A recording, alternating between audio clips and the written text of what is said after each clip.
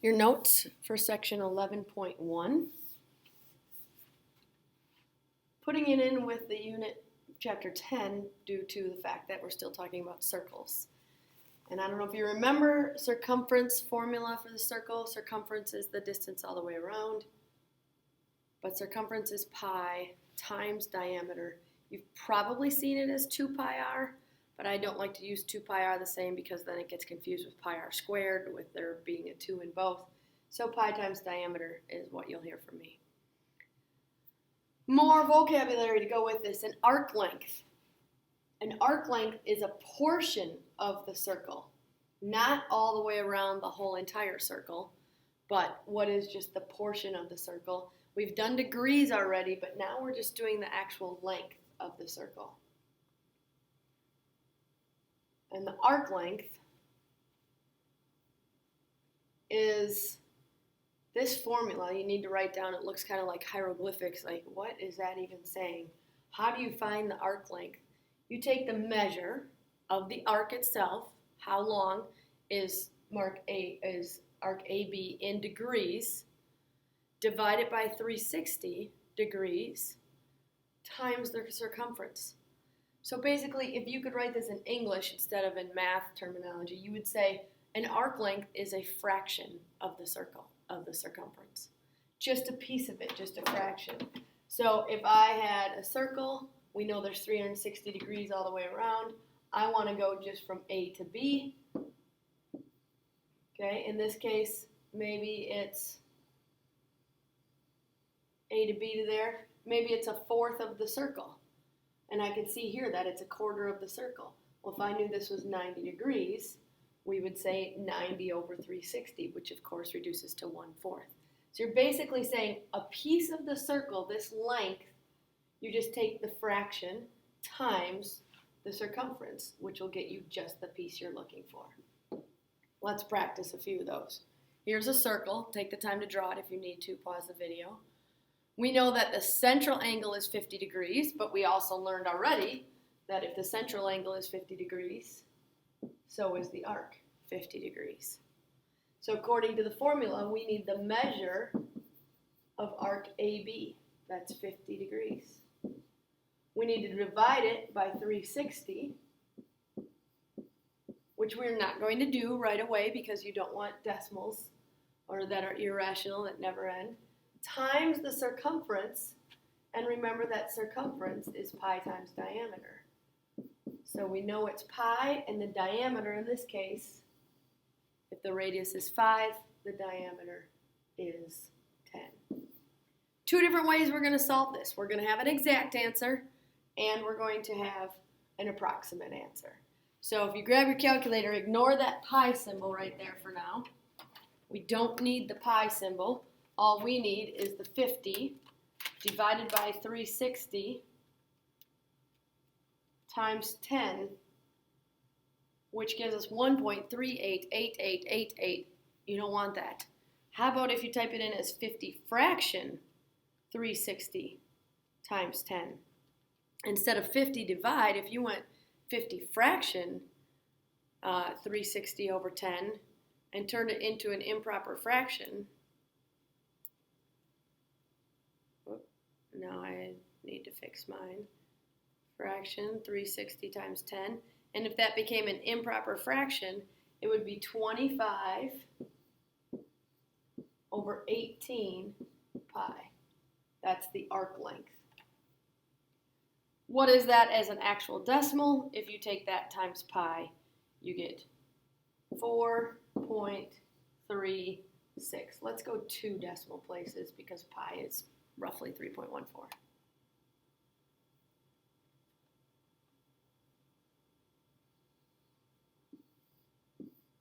Take a look at this one. We have the diameter given to us. Again, they gave us the central angle at 40 degrees. So we're going to go 40 over 360 times pi times diameter of 14. 40 over 360, if you would like to reduce that first to 1/9, perhaps that's even easier than using a calculator. 1/9, then you know your exact answer is 14/9 pi. Also seen as, and we could have done that up there, 14 pi over 9 as one big fraction rather than a fraction times pi. Either one of those is completely acceptable and appropriate, which is approximately, and now you have to multiply it out,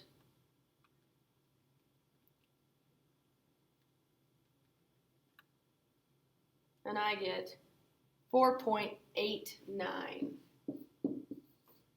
So they're basically saying whatever the unit says, maybe this is 14 centimeters, this distance is 4.89 if that were centimeters.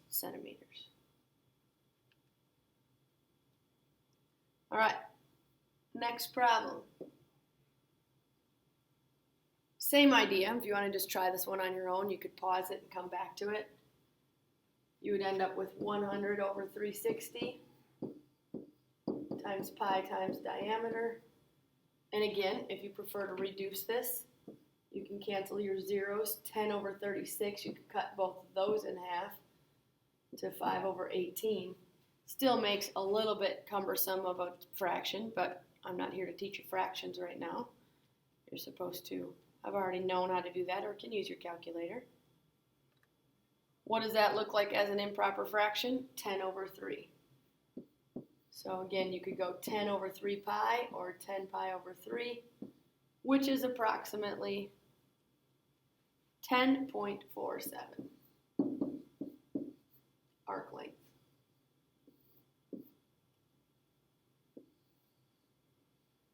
Backwards. You're getting used to this. Every time we do something mathematically, we also do it in the other order. You learn how to do a problem, and then you learn how to solve for the variable. What is the circumference of this? So we're going to have to take our formula, plug in what we know, and find the circumference. Of course, if 60 is our central angle, 60 degrees is also the measure of our arc. So we're going to go 60 over 360 times, and they want the whole entire circumference, not just the radius. So we can use C as our variable, the whole circumference. We already know the answer to this question, which is 3.82. Here's where our algebra skills kick in.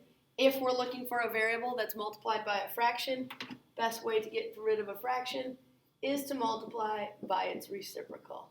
Multiplying by its reciprocal cancels the 60s, cancels the 360s. But whatever you do to one side, you must also do to the other. So you're going to multiply by 360 over 60. I know, you could have reduced it. You could have made this 1/6, and you could have multiplied that by 6.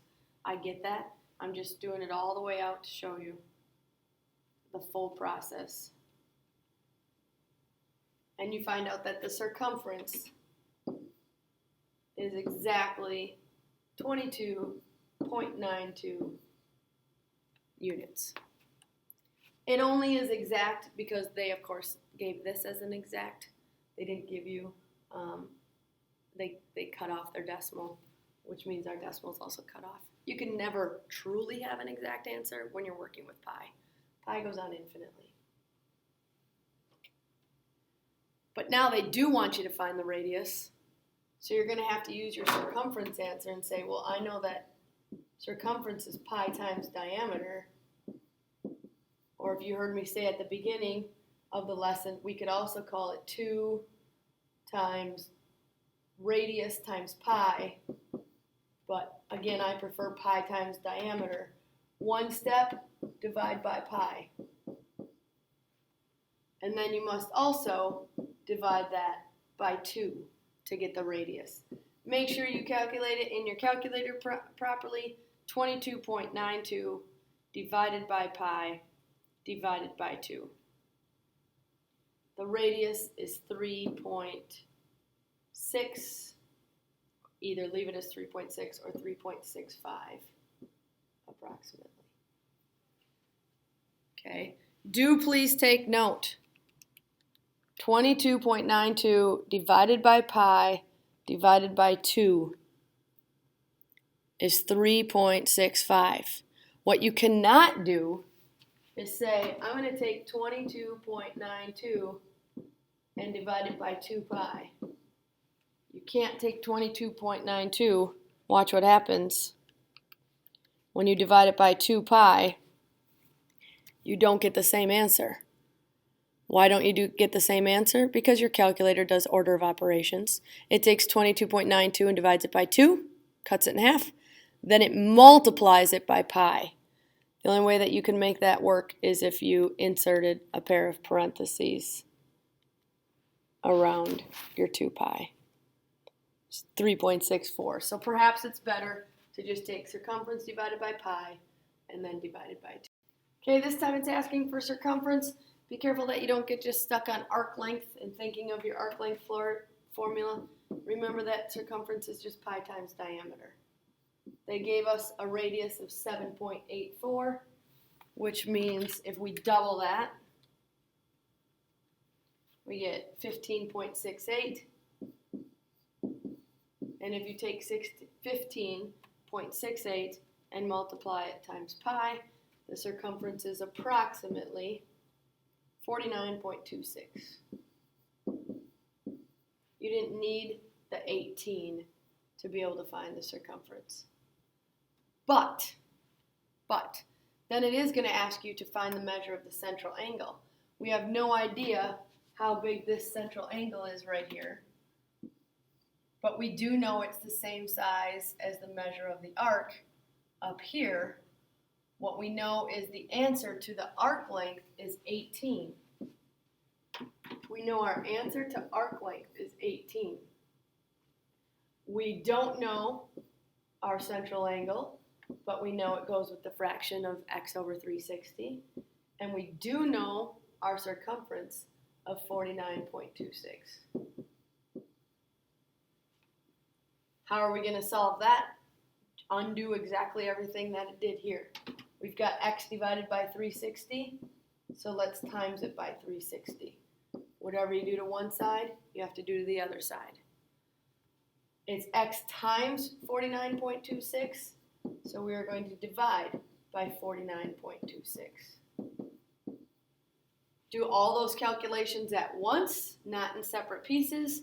18 times 360 divided by 49.26. Make sure your answer makes a little bit of sense. 131.55. Maybe we'll just go with 0.5 degrees for our central angle. 131.5, you take a look at it up here, 131.5 degrees. So it's all about the formula, but whether or not you're working it forward or backwards. That's the lesson on 11.1.